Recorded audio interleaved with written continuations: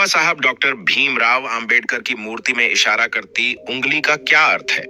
आइए समझें। आजकल भारत रत्न डॉक्टर भीमराव अंबेडकर की यह फोटो सोशल मीडिया से लेकर इलेक्ट्रॉनिक मीडिया में दिखाई जा रही है। आखिर इसी फोटो का उपयोग प्रचार प्रसार में क्यों किया जा रहा है? तो आइए जानते हैं इसे एक कहानी के माध्यम से। एक बार एक लड़का अपने पिता के साथ डॉक्टर भीमराव अंबेडकर जयंती की भव्य रैली में गया। वापस घर आने पर अपने पापा से प्रश्न पूछने लगा। लड़के ने कहा, पिताजी, बाबा साहेब हमेशा सूट बूट में ही क्यों रहते थे? पिताजी ने कहा, बेटा, क्योंकि बाबा साहेब ने बचपन में ही वो कड़वी यातनाएं झेली थीं, जो आज का कोई भी व्यक्ति नहीं झेल सकता है। जब उन्हें पाठशाला में पानी पीने के लिए भी किसी सवर्ण जाति के शिक्षक अथवा चपरासी पर निर्भर रहना पड़ता था, क्योंकि कोई अछूत अपने हाथ से पानी नहीं ले सकता था। उस समय अपने देश भारत की यह स्थिति थी। बड़ौदा के महाराज गायकवाड़ ने बाबा साहब भीमराव अंबेडकर को स्कॉलरशिप देकर पढ़ने के लिए विदेश भेजा। जब वे पढ़ लिख कर भारत वापस आए, तब भी स्थिति वैसी ही थी जैसी बाबा साहब छोड़कर गए थे, क्योंकि बाबा साहब को लगता था कि देश के अछूतों को आजादी से कहीं ज्यादा समानता की आवश्यकता है। तब जाकर बाबा साहब अंबेडकर ने भारत में समाज सुधार का कार्य किया। उन्हें लगता था कि मेरा समाज भी अच्छे कपड़े पहने, यदि मैं सुट-बूट में रहूंगा तो मेरा समाज मुझसे प्रेरणा लेकर और मुझे आदर्श मानकर खुद भी सूट बूट पहनेगा। लड़के ने लड़का, ठीक है पिताजी, आज से मैं भी सूट बूट में ही रहूंगा। फिर लड़के ने पूछा, अच्छा पिताजी, बाबा साहब की जेब में हमेशा पेन अर्थात कमल क्यों रहता था?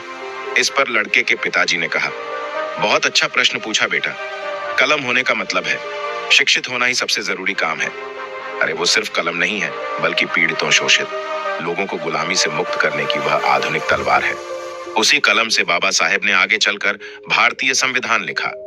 लड़के ने लड़का, पिताजी, मैं भी आज से अपनी जेब में कलम लगाऊंगा और खूब पढ़ाई करूंगा। लड़का आगे अपने पिताजी से कहता है कि पिताजी, मैं आपसे आखिरी प्रश्न पूछ रहा हूँ। बाबा साहब उंगली का इशारा क्यों करते थे? आखिर इसकी क्या वजह थी और उनके हाथ में कौन सी किताब है? पिताजी ने कहा, बहुत अच्छा बेटा, बहुत सटीक और तर्कपूर्ण प्रश्न पूछा है आपने। बेटा, उनके हाथ में जो किताब है उसका नाम है भारतीय संविधान है। इस संविधान से भारत देश चलता है और ये संविधान बाबा साहब अंबेडकर ने बनाया है। इतना जातिवाद होने के बावजूद भी हमारे बाबा साहब ने हार नहीं मानी।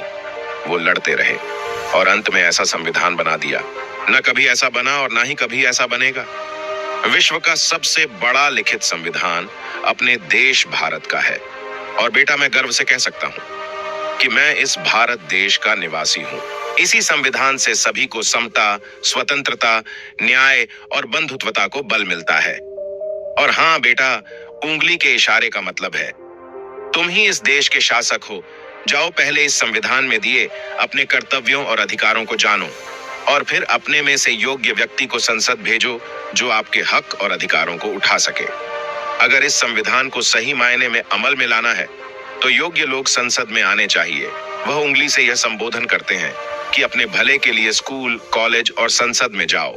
लड़का कहता है अपने पिता से, धन्यवाद पिताजी, मैं भी बाबा साहेब के विचारों पर चलूंगा और इस देश का शासनकर्ता बनकर बहुत आगे ले जाऊंगा। वैसे तो बाबा साहेब ने कहा है, मेरी जय जयकार करने की अपेक्षा मेरे बताए हुए मार्ग का अनुसरण करें। दोस्तों, आज की वीडियो में बस इतना ही।